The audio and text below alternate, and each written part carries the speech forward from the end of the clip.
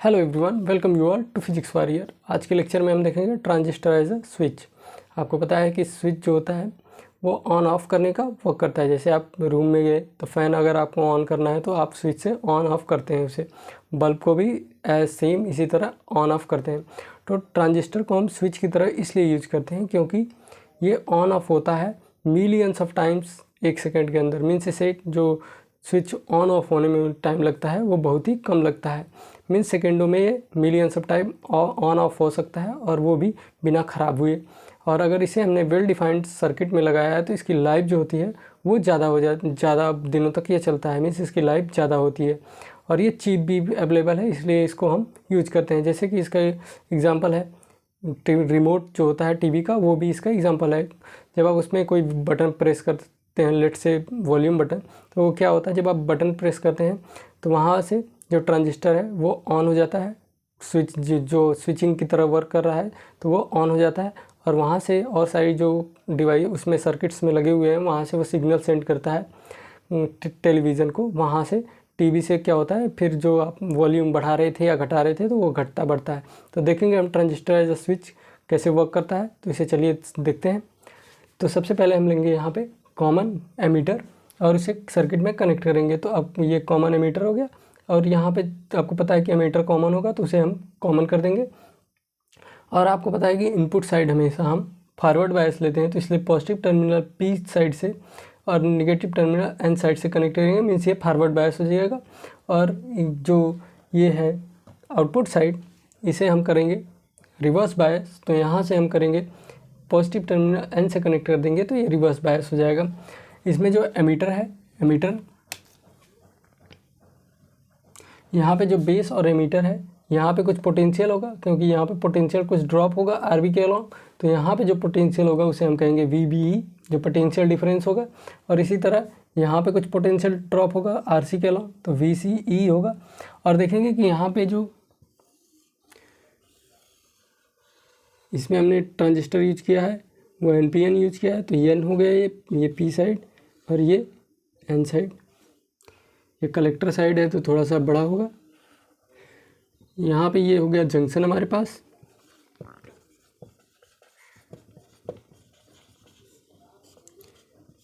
अब यहाँ से आई जाएगा, फिर आई जब फ्लो करेगी तो यहाँ से हमें आईसी कुछ करंट मिलेगी, आईबी मिलेगा, आईसी मिलेगा, इस तरह से करंट मिलेगी।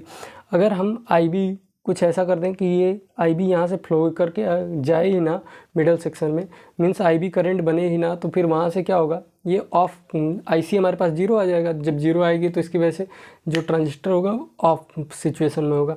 अगर आईबी जाएगी तो आई जाएगा, मीन्स एमीटर करंट कुछ जाएगी। तो जो आईबी है मीन्स बेस करंट, कुछ बेस करंट होगी तो कुछ कलेक्टर करंट भी आएगी हमारे पास। तो उस केस में क्या होगा, जो ट्रांजिस्टर है ऑन की तरह वर्क करने लगेगा। ये जंक्शन के अलावा आपको पता है कि वहाँ पे पोटेंशियल डिफरेंस होता है, मीन्स बैरियर पोटेंशियल होता है। तो अगर हम बैरियर पोटेंशियल से कम पोटेंशियल देंगे तो ये करंट फ्लो करेगी नहीं, और जब बैरियर पोटेंशियल से ज़्यादा पोटेंशियल देंगे तो ये करंट फ्लो करेगी। तो यहाँ पे देखते हैं सर्किट में, और यहाँ पे जो हमने पोटेंशियल जो बैटरी हमने यूज की है इसका पोटेंशियल डिफरेंस हम बढ़ा घटा सकते हैं, इसलिए वेरिएबल पोटेंशियल डिफरेंस की बैटरी हमने यूज की है। अब इसको देखने के लिए कि ये कब ऑन हो रहा है कब ऑफ हो रहा है, यहाँ पे हम क्या करेंगे, बल्ब लगा देंगे या कोई और डिवाइस लगा देंगे जिससे हमें पता चले कि ये क्या हो रहा है, कब ऑन हो रहा है कब ऑफ हो रहा है। जब वी आई हमने इनपुट दिया इसे, जब वी आई इनपुट देंगे हम इसे, तो ये अगर वी बी ई मीन्स ये जो बैरियर पोटेंशियल है वी बी ई, तो अगर उससे कम हुआ तो क्या होगा, जो आई बी करेंट होगी यहाँ से कोई करंट फ्लो करेगी ही नहीं। अगर हमने वी से कम पोटेंशियल दे दिया तो क्या होगा, अगर इस जंक्शन से पोटेंशियल हमने कम दे दिया तो वो क्या होगा, वहाँ से जो करंट फ्लो होनी थी अब वो करंट फ्लो होगी ही नहीं। तो मीन्स आई की वैल्यू क्या हो जाएगी, जीरो।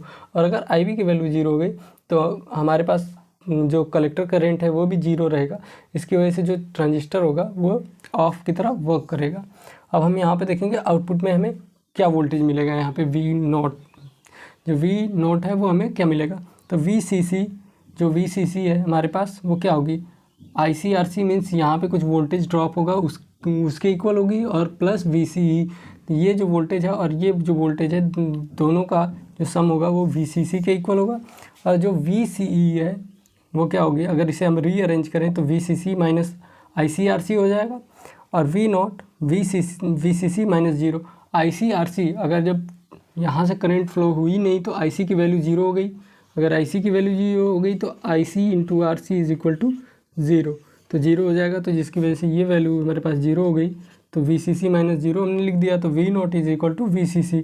अगर V naught equal to VCC हो जाएगा तो हमारा ट्रांजिस्टर किस स्टेट में होगा, ऑफ स्टेट में होगा, मीन्स ये इस टाइम ऑफ होगा। अब केस सेकंड देखते हैं, ये जब ऑन होता है, जब VI जो हमारे पास इनपुट वोल्टेज है, अगर हमने उसे VBE से ज़्यादा रखा तब क्या होगा, V naught is equal to VCC minus ICRC है। अब कुछ ICRC की कुछ वैल्यू होगी, अब कुछ वैल्यू होगी तो मीन्स VCC की वैल्यू जो होगी, अगर माइनस RC करेंगे तो वहाँ पे जो V नॉट की वैल्यू आएगी वो VCC के इक्वल नहीं आएगी, तो जब VCC के इक्वल नहीं आएगी मीन्स V नॉट की वैल्यू कुछ कम आएगी, तो उस टाइम ऑन होगा ये सर्किट, यह ट्रांजिस्टर ऑन हो जाएगा। जैसे VCC के हम वैल्यू मान लेते हैं 5 वोल्ट और इसकी वैल्यू मान लेते हैं ये 1 वोल्ट आ रहा है, तो 5 माइनस 1 4 वोल्ट, तो ये V नॉट की वैल्यू अगर 4 वोल्ट है और VCC की वैल्यू 5 वोल्ट है, तो क्या दोनों इक्वल नहीं है, जब दोनों इक्वल नहीं है मीन्स ये कम है, तो इस स्टेट में जो ट्रांजिस्टर होगा ये ऑन की तरह वर्क करेगा। अब हम देखते हैं इसका characteristics, output versus input voltage. तो ये जो आउटपुट और इनपुट वोल्टेज का आता है कुछ इस प्रकार से इसका ग्राफ आता है, इसको हम कहते हैं कट ऑफ रीजन, और कट ऑफ रीजन में जो ट्रांजिस्टर होता है वो हमेशा ऑफ होता है। और इसके बाद आता है एक्टिव रीजन, मीन्स जैसे जैसे हम बढ़ाते जाएंगे तो करंट फ्लो शुरू होगी, जो कलेक्टर करंट की वैल्यू बढ़ेगी, जब कलेक्टर करंट की वैल्यू बढ़ेगी मीन्स V नॉट की वैल्यू घटेगी, कुछ घटते घटते वो एक जगह आएगा, वो सेचुरेशन पॉइंट पे पहुंच जाएगी, और यही सेचुरेशन रीजन में वो वर्क करता है ऑन की तरह। तो यहाँ से भी हम देखेंगे कि कट ऑफ रीजन क्या होता है, एक्टिव रीजन क्या होता है, सेचुरेशन रीजन क्या होता है। तब तक पहले कि यहाँ तक आप डायग्राम बना लीजिए, ग्राफ बना लीजिए, और ये केस लिख लीजिए,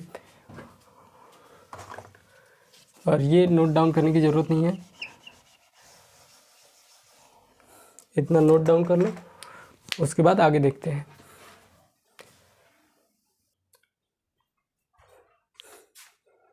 अब जो हमने V नॉट और VI के बीच में जो ग्राफ देखा था उसके बारे में एक एक पॉइंट को समझते हैं कि सारी पॉइंट क्या है। जैसा कि अभी मैंने बताया कि कट ऑफ रीजन में जो ट्रांजिस्टर है एज अ ऑफ वर्क करेगा और सेचुरेशन रीजन में ऑन की तरह।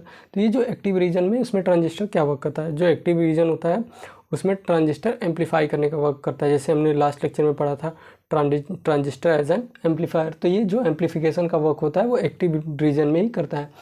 तो जो हम transistor as a switch work करते हैं वो ऑफ और ऑन मीन्स वो ज़्यादा टाइम ना ले यहाँ से यहाँ तक जाने में, तो वो क्या करते हैं हम उसको ऐसा बनाते हैं कि जो यहाँ ऑफ हो जाए जल्दी से और जल्दी से ऑन रीजन में पहुँच जाए, मीन्स सेचुरेशन रीजन में पहुँच जाए।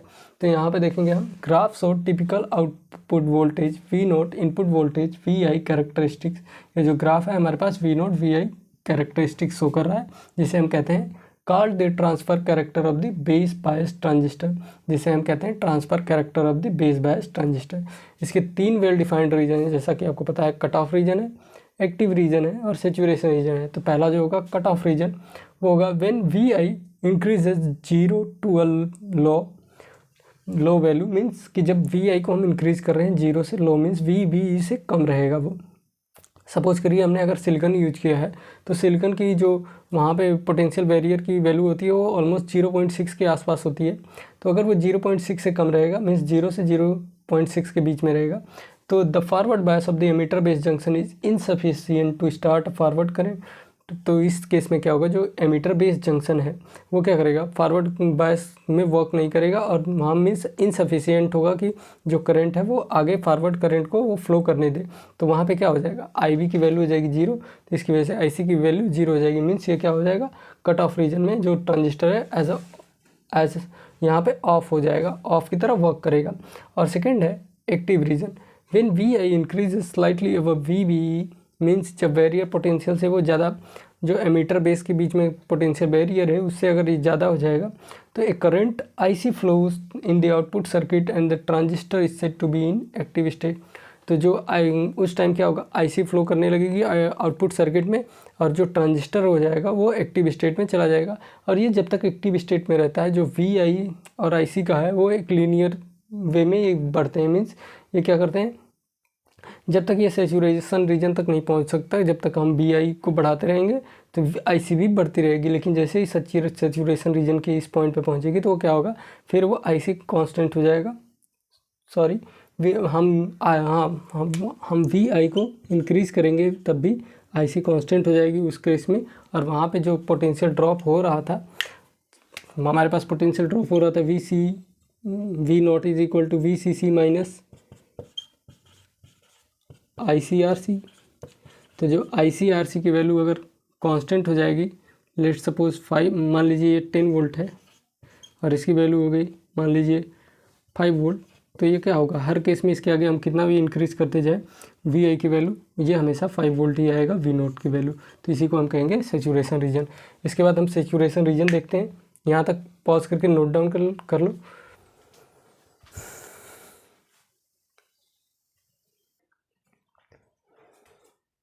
नेक्स्ट है हमारे पास saturation region. When VI is high, जब हमने VI को बहुत ज़्यादा बढ़ा दिया तो क्या होगा, the emitter base junction is heavily forward bias. जो एमीटर बेस जंक्शन है वो फॉरवर्ड बायस हैविली हो जाएगा, मीन्स वो करंट को पास करने देगा। तो उस वहाँ से IB हमें कुछ वैल्यू मिलेगी और उस समय क्या होगा, a large collector current IC flows which produce such a large potential drop across load resistance RC। अगर आप फिगर में देखेंगे तो वहाँ पे RC है, जो हमने एक रजिस्टर लगाया था जिसका रेजिस्टेंस है वो RC हमने वहाँ पे इस तरह से हमने बनाया था। वहाँ पे फिगर में ये था RC हमारे पास और यहाँ पे हमने बैटरी VCC लगा रखी थी।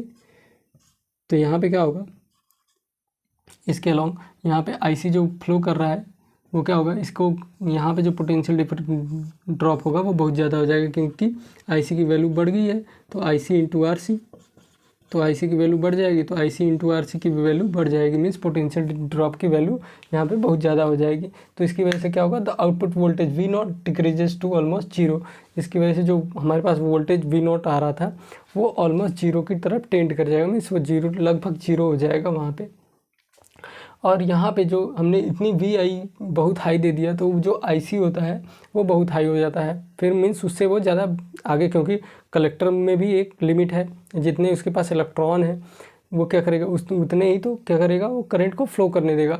अगर उसकी जो वो लिमिट है तो इसकी वजह से जो IC की वैल्यू होती है वो क्या होती है, कांस्टेंट हो जाती है। उसकी वजह से जो IC इंटू RC वो भी कांस्टेंट हो जाएगा, मीन्स जो ड्रॉप हो रहा था अब वो कांस्टेंट हो गया है। तो जो ड्रॉप पहले हमारे पास V नोट की वैल्यू आ गई, यहाँ पे V naught is equal to VCC minus ICRC।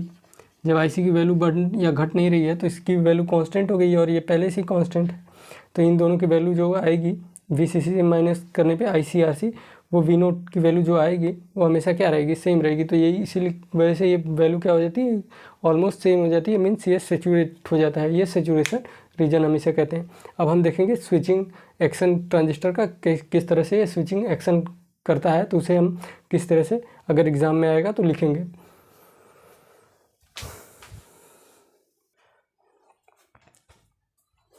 Next है हमारे पास switching action of a transistor. तो इतना बड़ा पैराग्राफ देख के घबराना नहीं है, जैसा कि मैंने आपको अभी एक्सप्लेन किया था उसी तरह आप अपने वर्ड में भी इसे लिख सकते हैं। तो वही लिखा गया है, a transistor can be used as a switch if it is operated in its cut off and saturation state only.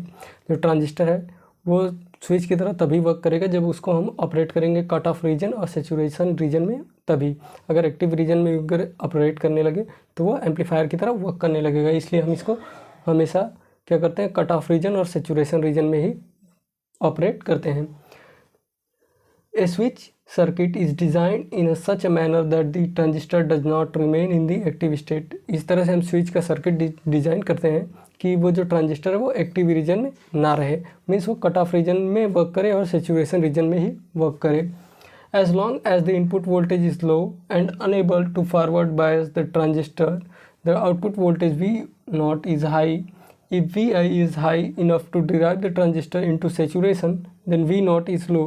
Means जब Vi की वैल्यू अगर कम होगी, मीन्स वो जो पोटेंशियल बैरियर है उसकी वैल्यू अगर कम होगी तो क्या होगा, जो ट्रांजिस्टर उसको फॉरवर्ड बायस में वर्क नहीं करने देगा, मीन्स करंट फ्लो नहीं होगी, और जो वोल्टेज होगा वी नोट आउटपुट वोल्टेज वो हमारे पास हाई आएगी। और अगर वी आई की वैल्यू हाई होगी तो क्या होगा, जो ट्रांजिस्टर हो जाएगा वो सैचुरेशन रीजन में वर्क करेगा, और वहाँ पे जो वी नोट की वैल्यू आएगी वो लो आएगी, मीन्स ऑलमोस्ट जीरो के आसपास आएगी। When the transistor is not conducting, it is said to be switched off, and when it is driven into saturation, it is said to be switched on. जब transistor conduct नहीं कर रहा है, means cut off reason में है, तब हम कहेंगे कि वो स्विच्ड ऑफ है, और जब वो वर्क कर रहा है सेचुरेशन में तो हम कहेंगे कि ट्रांजिस्टर जो है वो स्विच्ड ऑन है। तो मीन्स यहाँ से आप इसे अपने वर्ड में भी लिख सकते हैं। और जो ट्रांजिस्टर होता है, जब हम इसको लो इनपुट देते हैं, लो इनपुट वोल्टेज देते हैं, तो ये हाई इनपुट वोल्टेज देता है जब ऑफ सिचुएशन रहती है, और जब इसको हम हाई इनपुट वोल्टेज देते हैं तो वो हमें क्या करता है, आउटपुट वोल्टेज लो देता है, मीन्स उस टाइम जो स्विच होता है, जो ट्रांजिस्टर होता है वो स्विच्ड ऑन हो जाता है। तो यहाँ तक के लिए आज के लिए बस इतना ही। पढ़ते रहिए। All the very best. मिलते हैं नेक्स्ट लेक्चर में।